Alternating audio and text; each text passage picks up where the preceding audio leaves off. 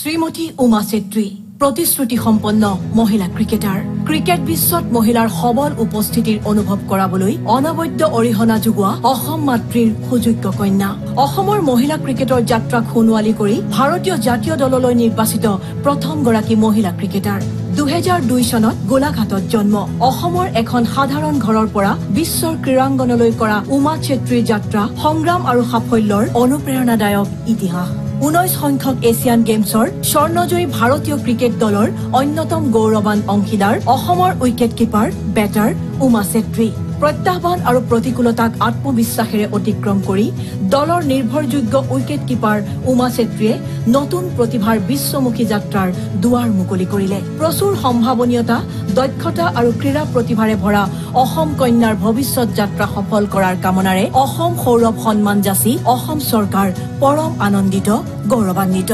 খেলপথাৰৰ পেছাগত ব্যস্ততাৰ বাবে শ্ৰীমতী উমা চেত্ৰীয়ে আজিৰ অনুষ্ঠানত বঁটা গ্ৰহণ কৰিব নোৱাৰিলে পৰৱৰ্তী সময়ত জিলা আয়ুক্তই খেলুৱৈগৰাকীৰ বাসগৃহলৈ গৈ এই বঁটা প্ৰদান কৰিব